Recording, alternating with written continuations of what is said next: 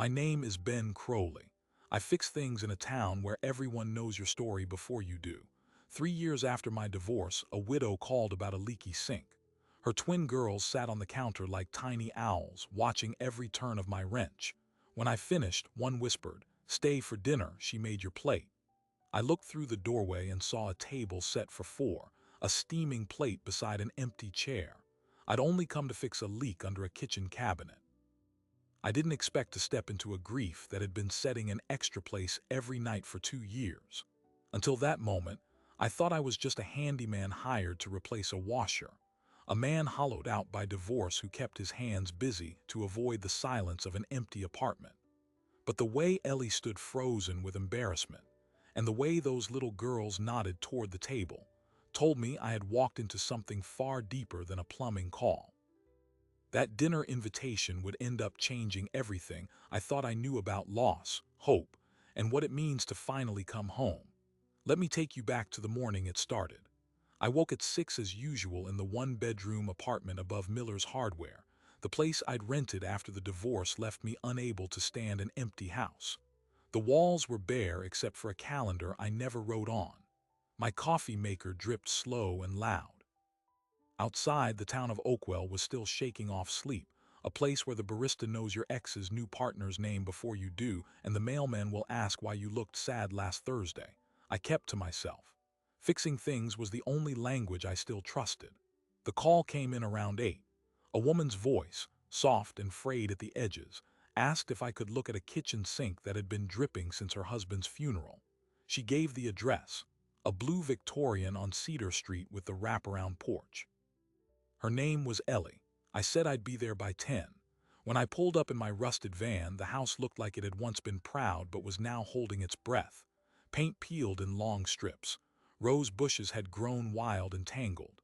Through the front screen door, I saw movement, two identical little girls, maybe 6 years old, in matching yellow dresses, standing perfectly still in the hallway. They didn't wave or run to hide. They just watched. Ellie met me at the door. She was thin, early 30s, with dark circles under her eyes that told of sleepless years. She managed a tired smile and led me to the kitchen. The sink was an old cast-iron model with a persistent drip that had worn a rust stain into the porcelain. As I knelt to work, the twins climbed onto the counter like two small owls and sat cross-legged, studying every movement of my wrench. Their names were Leela and Rose. For 15 minutes, the only sounds were the faucet's drip and the occasional click of my tools. I was used to customers watching over my shoulder, but this was different. These girls didn't ask questions or fidget. Their stillness felt ancient, unnerving. I kept working. When I tightened the last fitting and wiped the bowl dry, I heard a whisper so faint I almost missed it. "Stay for dinner, she made your plate." It was Leela, speaking to her sister, but her eyes were fixed on me. I glanced toward the dining room and felt my chest tighten. The table was set for four. A full plate of roast chicken and vegetables steamed beside an empty chair. A glass of water sat untouched. The chair itself was worn, its cushion still indented as if someone had only just gotten up. Ellie had frozen in the doorway, a dish towel twisted in her hands. Her face flooded with a heat I recognized, the kind of embarrassment that comes when a private grief is suddenly on display. She opened her mouth as if to explain, but nothing came out. I should have politely excused myself. I should have collected my payment and driven back to my silent apartment where no one expected anything from me. But Rose, the smaller twin, slid off the counter and walked over to take my hand. Her fingers were sticky and warm. "It's okay," she said. "Mommy always makes a plate for someone who needs to stay." I looked at Ellie. Her eyes were wet now, and she gave me the smallest nod. I had come to fix a leak, but when those little girls pulled me toward the table, something shifted in the geography of my own loneliness. I sat down. Dinner was simple but careful. Ellie had roasted a chicken with lemon and thyme, and the vegetables were fresh from a garden out back. The girls ate quietly, occasionally glancing at me with those unreadable eyes. For a while, no one mentioned the empty chair. Then Rose pointed her fork at it and asked, "Do you know where Daddy is?" Ellie set her glass down hard. "Girls, we talked about this."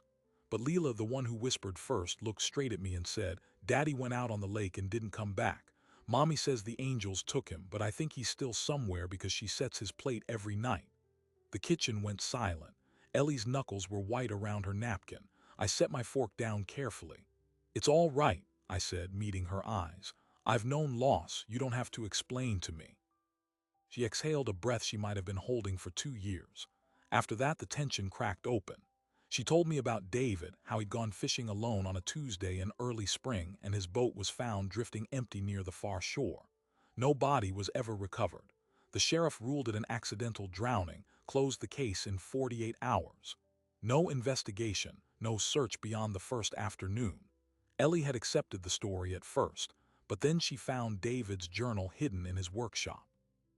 The final entry, written the night before he disappeared, mentioned a meeting with a man named Harlan Cross, a local land developer who'd been pressuring David to sell the family farm. The entry ended with words that had haunted her ever since. "If anything happens to me, tell them it wasn't an accident." I felt the weight of those words settle over the table. The air in the room thickened. Ellie looked at me with a desperate, hopeful terror, the look of someone who had finally spoken the unspeakable to a stranger. Outside, the evening light was fading into a bruised purple. The girls had climbed down from their chairs and were coloring quietly on the living room floor, oblivious to the bomb their mother had just dropped. Ellie leaned forward, voice trembling. "For 2 years, I've been setting that plate every night. I told myself it was for David in case he came home. But tonight, when the girls pulled you to the table, I realized the plate wasn't for him anymore. It was for someone who would listen." She reached into her apron pocket and pulled out a folded piece of paper, yellowed and worn. She slid it across the table toward me. "This is the last thing David wrote. I haven't shown it to anyone, not the sheriff, not my family.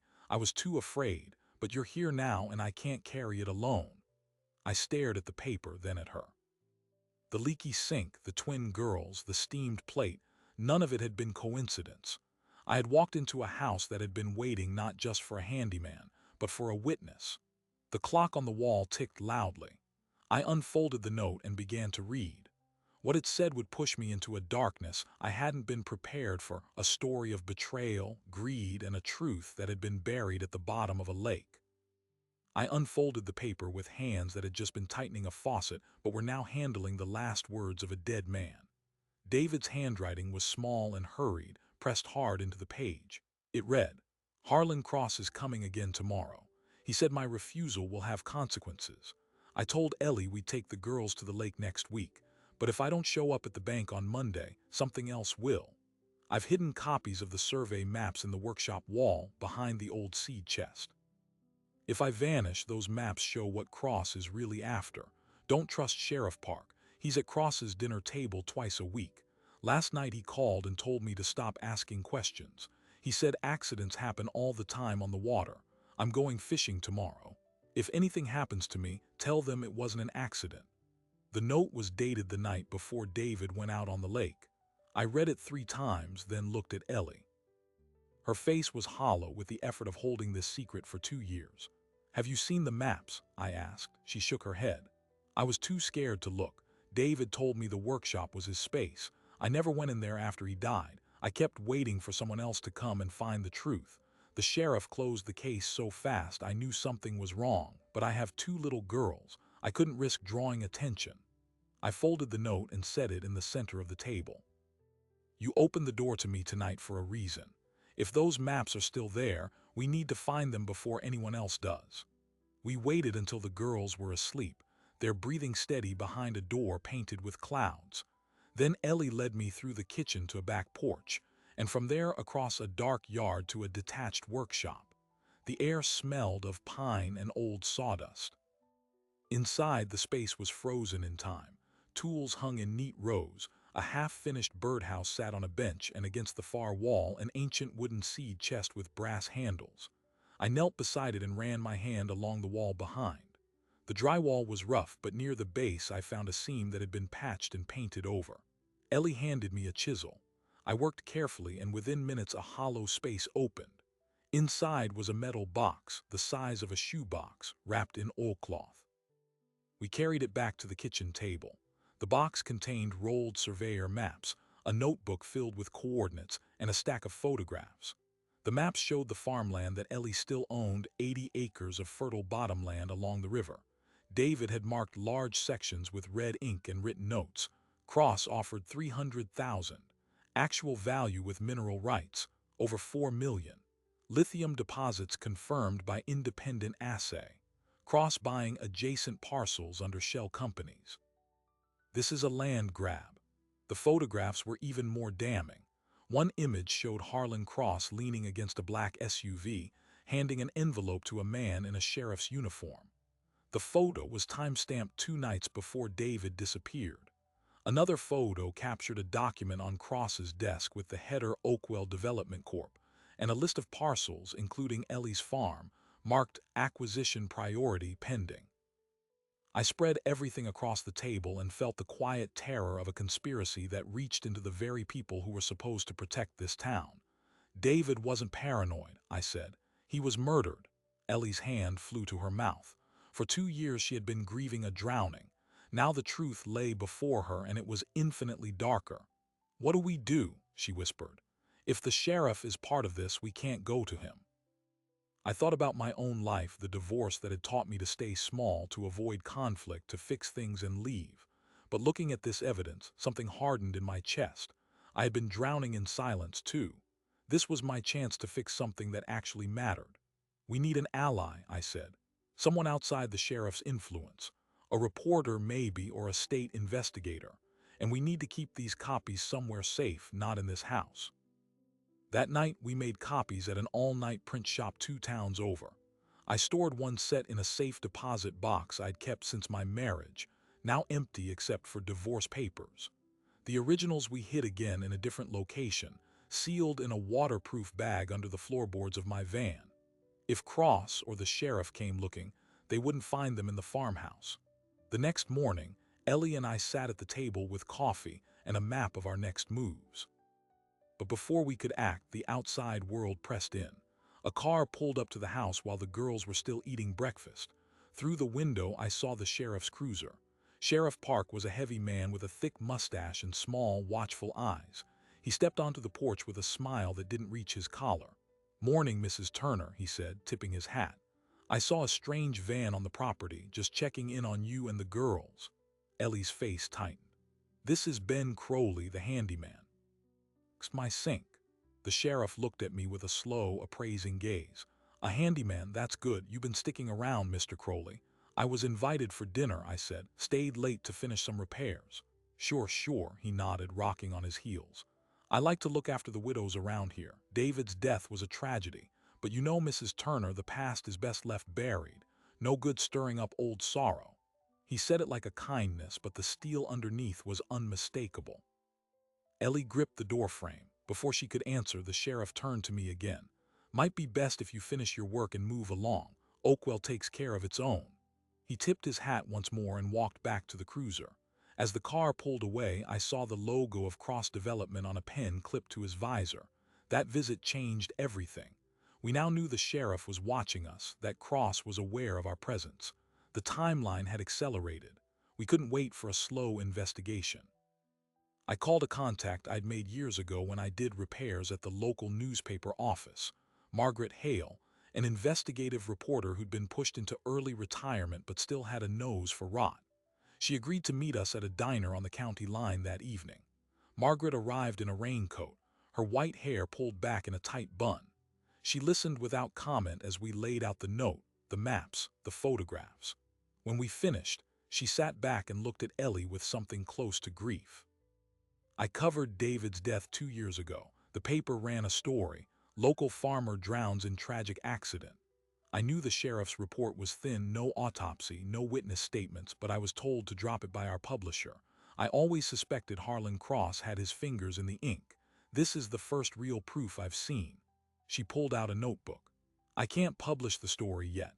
My old paper won't touch it, but I still have contacts at the state attorney general's office. I can get this in front of the right people if you give me a few days." We agreed, but we were running out of days faster than we knew. The following afternoon, I was in town picking up supplies when I noticed a black SUV following my van. It stayed 2 cars back, never approaching, always there. When I turned into a gas station, it drove past slowly and I caught a glimpse of the driver, a man in a dark jacket, not from around here. I returned to the farm with my heart hammering. When I walked into the yard, Ellie was standing on the porch, her face white as paper. Someone was in the house while I was out with the girls. Nothing's missing, but David's workshop has been torn apart. They were looking for the box. We had moved the box just in time, but the message was clear. Cross and the sheriff were not going to wait for us to act. They were going to silence us, one way or another. That night after the girls were asleep, Ellie and I sat in the darkened kitchen, speaking in low voices. The gravity of what we were facing had stripped away any pretense. I looked at her, at the strength it had taken for her to hold this secret alone for 2 years, to set a plate for a ghost every night, to raise 2 daughters in the shadow of a lie. And I realized that I was no longer here just to help. I was here because I couldn't imagine leaving. If we're going to fight this, I said, we need to go on the offensive. We leak the evidence to the state prosecutor ourselves. We force the issue before Cross can bury us. She reached across the table and took my hand. When this is over, I want you to stay. Not because I need a repairman, because this house feels less empty when you're in it. Before I could answer, the phone on the wall rang. The sound was shrill and unnatural at 11 at night. Ellie froze. I picked up. A man's voice, low and deliberate, spoke without introduction. You're in over your head, handyman. Walk away and we'll forget you were ever there. Stay, and the only plate set for you will be at your own funeral. The line went dead. I stood there with the receiver in my hand, staring at Ellie, who had heard every word. Outside, an engine started and tires crunched down the gravel road. They wanted us to know they could reach us anywhere. We had the evidence. We had a plan. But we were now in a race against men who had already killed once and wouldn't hesitate to do it again. As I replaced the phone on its cradle, I understood that the safety of 2 little girls and the truth of David's murder rested on the next move we made. And that move had to be made before dawn. The phone went silent, but the threat still buzzed in my ear like a live wire. I set the receiver down and looked at Ellie. Her eyes were wide, but there was no hesitation in them. She'd been holding her ground for 2 years against a far heavier weight than any voice on a line. What do we do? She whispered. I already had my keys in my hand. We don't wait for dawn, we move now. I called Margaret Hale. She answered on the 3rd ring, voice groggy but sharpening fast when she heard my tone. I told her about the break-in, the phone call, the black SUV. She was quiet for 3 seconds, then said, I have a contact in the Attorney General's office, a man named Lawrence Webb. He's been investigating land fraud in rural counties for 8 months. He's been waiting for a case with hard evidence. I'll set a meet. There's a rest stop on Route 9, 20 miles north. Get there in an hour. Pack the girls. Don't stop anywhere. Ellie woke Leela and Rose from their beds. She didn't scare them. She just said they were going on an adventure with Mr. Crowley. Rose clutched a stuffed rabbit. Leela looked at me with those unnervingly old eyes and whispered, Are you going to keep us safe? I knelt to her level. I'm going to do everything I can, I promise. We loaded the van with the evidence box, a bag of clothes, and the girls in their pajamas. The farmhouse, with its wraparound porch and wild roses, was suddenly a place we were fleeing instead of a home. As I turned onto the dark road, my headlights cut through a thin fog rolling in from the river. No headlights followed, but that didn't mean we weren't being watched. The rest stop was nearly empty. A single sodium light buzzing over cracked asphalt, a vending machine with a flickering sign, and a sedan parked at the far edge. Margaret stood beside it with a tall man in a plain coat. He had a graying buzz cut and the tired eyes of a man who'd spent decades digging through other people's lies. This was Lawrence Webb. We sat at a picnic table under the light, the girls asleep in the van with the doors locked. Webb examined the maps, the assay report, the photographs. He didn't speak for a long time. When he finally looked up, his expression was grim. We've been trying to build a case against Harlan Cross for 2 years. 2 other farmers in adjacent counties died under suspicious circumstances. Both of them owned land over the lithium formation. Each death was ruled accidental, a tractor rollover, a hunting mishap. David Turner's drowning fits the pattern, but without a body or a witness, we couldn't move. This is the first time we've had a direct paper trail connecting Cross to the threat. Then he said something that made the air go cold. There's more. We recently obtained financial records showing cross-funneled payments through a shell company to a state regulatory board member. That member was the one who fast-tracked mineral rights applications for Cross's development firm, and the board member's brother-in-law is your sheriff. Ellie pressed her hand to her chest. I felt the ground tilt under me. The conspiracy wasn't just a local bully and a corrupt cop. It reached into the state capitol. The tentacles spread wider than we had ever imagined. Webb tucked the evidence into a secure briefcase. I can take this to a federal judge tomorrow morning and request an emergency injunction to freeze Cross's assets and stop any further harassment. But you need to understand, the moment I file, Cross will know. And he's dangerous when cornered. You can't go back to the farm. Is there somewhere safe you can lay low for 48 hours? Margaret spoke before I could. I have a cabin in the mountains off-grid, no address, no cell service. I use it for writing retreats, they won't find you there. Ellie looked at me, sending the girls into hiding, leaving behind everything they knew. It was a monumental ask, but staying meant putting them directly in the crosshairs. She nodded slowly. We'll go. We transferred the girls to Margaret's car, still wrapped in blankets. I drove my van separately, checking the rearview mirror every 10 seconds. We took back roads through the foothills, the fog growing thicker until the world beyond the headlights disappeared entirely. By 2 in the morning, we arrived at a small A-frame cabin nestled under towering pines. No lights, no neighbors, no cell signal. Just the sound of wind through needles and a creek somewhere nearby. Inside, Margaret lit a kerosene lamp. Cabin was rustic, a wood stove, a table, a few chairs, 2 bunk beds in the loft. Ellie tucked the girls into the lower bunks. Rose was already asleep again, but Leela held my hand for a moment before letting go. Mommy says you're staying with us, she said. I'm glad. I didn't know how to answer, so I just squeezed her hand and nodded. Downstairs, Margaret brewed tea on the wood stove while Webb made calls on a satellite phone. When he hung up, his face was troubled. Cross isn't waiting. I just got word from my office. A motion was filed late tonight by Cross's lawyers, claiming that Ellie stole company property, the survey maps, and is attempting to extort him. They've requested a restraining order and are threatening a countersuit for defamation. They're trying to paint her as unstable and you as a drifter who manipulated her. The playbook was brazen and effective. Discredit the victim, isolate the ally, and muddy the waters until the evidence looks like a fabrication. If the judge bought any of it before our side could present the truth, the case could be dismissed. But Webb wasn't finished. There's something else. We also uncovered a link between Cross's development firm and the bank that holds the mortgage on Ellie's farm. A board member of the bank is also an investor in Cross's lithium venture.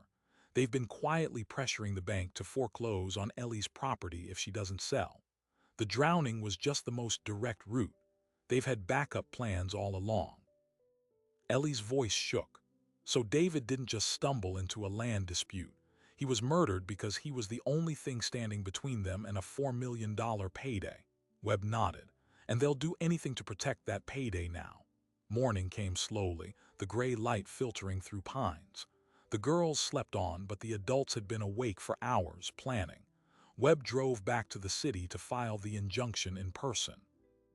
Margaret stayed with us, and as we sat around the table, she revealed something that she'd been holding back. 10 years ago, my husband was a journalist, she said. He was investigating a land development deal in the southern part of the state. He found evidence of fraud and was about to publish when his car went off a mountain road. The brakes had failed. The sheriff at the time ruled it an accident, but I always knew better. I've spent a decade waiting for a chance like this. Harlan Cross is just the latest face of a system that's been killing people for profit longer than we know. I watched the firelight play across her face. This wasn't just a story for her, it was unfinished business. The deaths, the cover-ups, the corruption, they formed a long, unbroken chain that had now reached Ellie's doorstep. And mine. That afternoon, the situation took its darkest turn yet. Webb called on the satellite phone. His voice was tight. The judge granted the injunction, but Cross's attorneys appealed within the hour. They've also filed an emergency custody petition for the girls, claiming Ellie is unfit, citing her mental state, her insistence that her husband was murdered, and now her flight from home with a stranger. A social worker and a deputy are looking for you. The warrant is for child endangerment." Ellie's face drained of color. This was the ultimate weapon. They weren't just trying to discredit her, they were trying to take her children. The very thing she'd been protecting for 2 years, the girls who set the plate every night for a father who would never come home, were now the leverage Cross would use to break her. I felt a surge of cold fury. They're using the system that's supposed to protect them as a bludgeon. Webb continued. The deputy assigned is Sheriff Park's cousin. He won't be impartial. I'm working to get the custody petition blocked, but you need to stay completely hidden. If they find you, they'll take the girls into protective custody and we'll be fighting on 2 fronts. Margaret looked at me. I know this terrain. There's an old fire watchtower 5 miles up the ridge. No one's been there in years. If you need to move, that's your fallback. Ellie was staring at her sleeping daughters in the loft. I walked over and stood beside her. We won't let them take the girls, I promise you. I've lost a lot of things in my life, but I'm not losing this.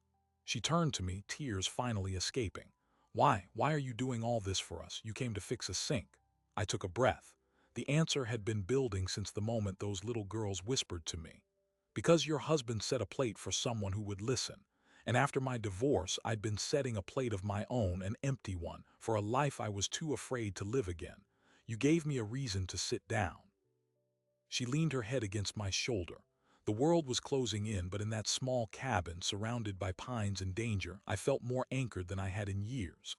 That evening, Margaret gathered firewood while I scouted the perimeter. As I circled the cabin, I noticed a broken branch on a pine near the road, fresh, not weathered. Footprints in the soft earth, too large for any of us. Someone had been there, watching. I hurried inside and locked the door. We've been found. We need to move to the fire tower now. We woke the girls, dressed them quickly, and slipped out the back just as headlights swept across the trees on the access road. The social worker and the deputy. They knocked on the cabin door for 5 minutes, then began searching the perimeter. By then, we were already ascending the ridge under a canopy of stars, Margaret leading the way with a flashlight wrapped in red cloth. The fire tower was a rusted metal structure with a wooden cabin at the top. We climbed the stairs silently, the girls clinging to Ellie's hands. From the tower's window, we could see the lights of the search party far below, moving through the trees like lanterns carried by ghosts. We waited in the cold with no fire, no sound, just the wind. Rose fell asleep in Ellie's lap. Leela sat next to me, her small body trembling. She looked up and asked, "Are the bad men going to find us?" "No," I said, "because tomorrow we're going to stop them. We're going to tell the whole world what they did, and they won't be able to hide anymore." As the first light of dawn touched the mountains, Webb's voice crackled over the satellite phone. "I've got a judge willing to hear the evidence in a public session, an emergency evidentiary hearing. It's scheduled for noon. But you need to be there in person, Ellie. Can you get to the courthouse without being intercepted?" Ellie looked at me. The distance was 70 miles, with Cross's men and a corrupt sheriff's department patrolling every road. But this was the moment the entire fight had been driving toward. Either we showed up and laid the truth bare, or Cross would win and the girls would be taken. I took the phone. "We'll be there. Just make sure the courtroom is full of reporters when we walk through the door." The line went silent for a moment, then Webb said, "I'll have state police escorts waiting at the county line. Get there and they'll bring you in." We had no time to lose. I looked at Ellie, at the girls, at Margaret. The fire tower felt like the last outpost before a battle we hadn't chosen but couldn't refuse. We descended the stairs as the sun rose over the pines, ready to bring the fight to the men who thought they could bury the truth at the bottom of a lake. We descended the fire tower stairs into a morning that felt like the edge of a blade. The forest was silent except for the crunch of our boots on pine needles. Down on the access road, the deputy's cruiser was gone, but the tire tracks were fresh. They'd be back. We had a narrow window and we all knew it. Margaret stayed behind to create a diversion. She'd drive her car back toward town and report a suspicious vehicle near the old sawmill, drawing attention north while we slipped south. Ellie buckled the girls into the van. Rose was humming a tune under her breath, some lullaby, oblivious to the stakes. Leela looked at me with those quiet, knowing eyes and said, "You came back. Daddy said someone would come back." I didn't have time to unpack that. I just nodded and closed the door. The drive was 70 miles of back roads through county lines where the sheriff's jurisdiction ended and the state police's began. We took no main highways. The van's engine strained on the mountain grades. Every time a vehicle appeared in the rearview mirror, my chest tightened. At one point, a black SUV crested a hill behind us and followed for 3 miles. Ellie gripped my arm, but I turned off onto a logging road and killed the engine. The SUV passed, and we waited in the silence until the dust settled. At the county line, 2 state police cruisers were waiting with lights flashing. A trooper with a stern face approached my window. "Ben Crowley," I nodded. "We're to escort you directly to the courthouse. No stops, stay close." We pulled into the convoy, and for the first time since that dinner table, I allowed myself a fraction of hope. The courthouse in Millersburg was an old stone building with wide steps and a statue of Justice out front, her scales tilted by a pigeon perched on one side. Reporters were already gathering. Webb had kept his word. When Ellie stepped out of the van with Leela and Rose, cameras flashed. The custody petition had been leaked to the press, and the story of a widow fighting a corrupt developer for her land and her daughters was spreading like wildfire. Inside, the courtroom was tense. Harlan Cross sat at the defendant's table in a suit that cost more than my van. He looked at us with the calm condescension of a man who had never been told no by anyone with less money than him. Sheriff Park was there too, wedged into a bench near the back, his mustache twitching. The judge was a woman named Patricia Okonkwo, new to the circuit, known for a low tolerance for nonsense. Webb presented the evidence: David's journal, the photographs, the assay report, the financial records linking Cross to the sheriff and the state regulatory board. He called an independent geologist who testified that the lithium deposit under Ellie's farm was worth at least $6 million, not the $4 million David had estimated. The room murmured. Cross's jaw tightened. Then came the custody attack. Cross's lawyer, a thin man with a voice like a razor, painted Ellie as mentally unstable, a grief-stricken woman who had become obsessed with a fantasy of murder, who had dragged a stranger into her delusion, who had fled with her children in the middle of the night. He made it sound reasonable that the state should intervene. Ellie took the stand. She didn't wear expensive clothes. She didn't have a polished speech. She just told the truth. She spoke about the night David didn't come home, about the plate she set every evening because she couldn't let go. She described finding his journal, the warning entry, the fear that had kept her silent for 2 years. And then she pointed at Cross. "That man killed my husband. He tried to take my farm, and now he's trying to take my daughters. I didn't run because I'm unstable. I ran because his people threatened to bury me too." The courtroom was silent. Then Judge Okonkwo spoke. "I've seen enough. The custody petition is dismissed with prejudice. The evidence of a conspiracy to commit fraud, corruption, and likely murder is substantial. I'm ordering the immediate arrest of Harlan Cross and Sheriff Marcus Park pending a full investigation by the state attorney general." Cross shot to his feet. "You can't do this. I have rights." "You have the right to remain silent," said the bailiff, already moving. Park tried to slip out the back door but was met by 2 state troopers. The look on his face was the look of a man who had spent years believing he was untouchable and was just discovering how fragile that immunity had been. The girls were in the hallway with Margaret. When I stepped out, Leela ran to me and grabbed my leg. "Is the bad man gone?" she asked. "For good," I said. Rose looked up at Ellie. "Does this mean I don't have to set a plate for Daddy anymore?" Ellie knelt and gathered both of them into her arms. "Daddy will always be in our hearts, but the plate, I think the plate is for someone else now."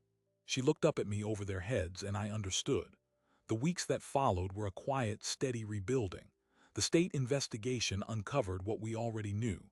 David Turner had been murdered by men who saw his land not as a home, but as a resource to be extracted. Cross was charged with conspiracy to commit murder, fraud, and bribery. Sheriff Park was charged with obstruction of justice and accepting bribes. 2 other families who had lost their land and their loved ones came forward. The scale of the corruption was staggering, but the dam had finally broken. Ellie's farm was safe.